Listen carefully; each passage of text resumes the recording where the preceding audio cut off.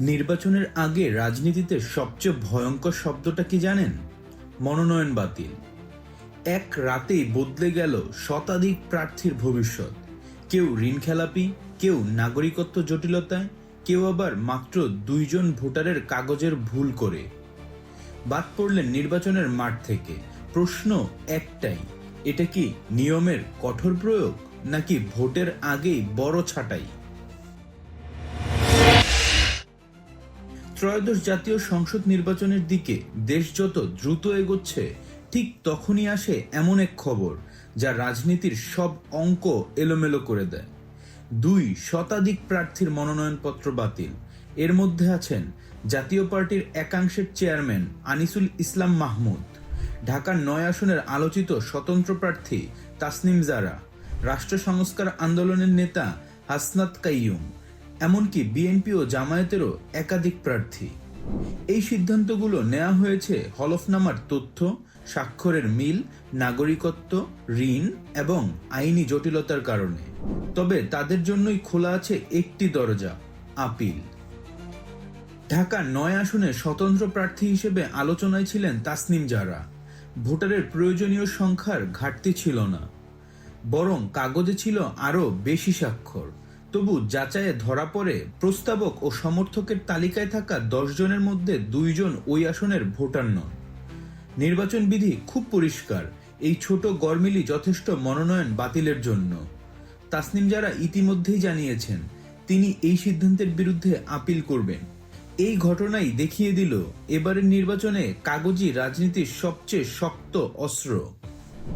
চট্টগ্রাম 5 আসনে জাতীয় পার্টির একাংশের চেয়ারম্যান আনিসুল ইসলাম মাহমুদের মনোনয়নপত্র বাতিল হয় একটি নির্দিষ্ট কারণে।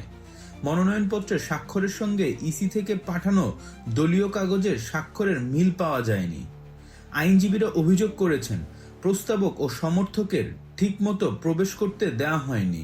এই সিদ্ধান্তের বিরুদ্ধেও যাচ্ছে আপিল।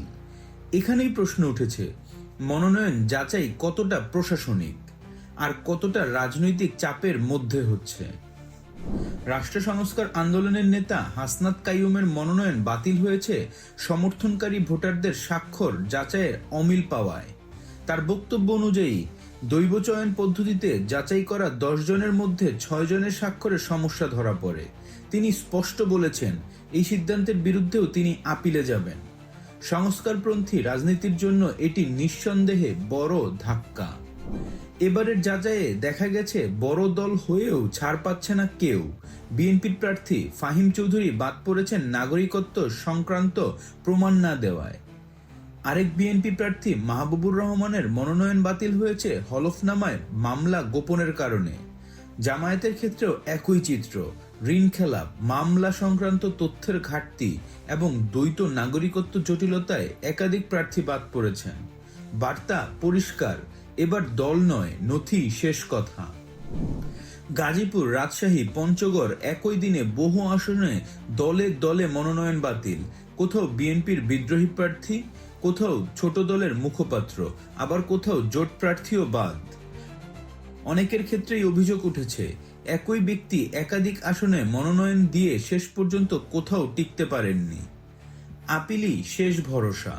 এখন বাতিল হওয়া প্রার্থীদের সামনে একটাই পথ, 5 থেকে 9 জানুয়ারির মধ্যে আপিল, আর 10 থেকে 18 জানুয়ারির মধ্যে সেই আপিলের নিষ্পত্তি হবে। এই আপিলেই নির্ধারিত হবে কে ফিরবেন ভোটের মাঠে আর কে চূড়ান্তভাবে হারাবেন নির্বাচনের সুযোগ। 2 শতাধিক মনোনয়ন বাতিল মানে শুধু কিছু প্রার্থীর বিদায় নয়, এটা ইঙ্গিত দিচ্ছে এই নির্বাচন হবে কাগজ, নিয়ম আর আইনের সবচেয়ে কঠিন পরীক্ষা। এটা কি স্বচ্ছতার নতুন মানদণ্ড নাকি শুরুতেই বড় রাজনৈতিক ঝাঁকুনি? একটা বিষয় নিশ্চিত, 12ই ফেব্রুয়ারির ভোট এবার শুধু ব্যালটের লড়াই নয়, এটা নথি আর নিয়মের যুদ্ধ। আপনারা কি মনে করছেন নিচে কমেন্ট করে জানাবেন। ধন্যবাদ।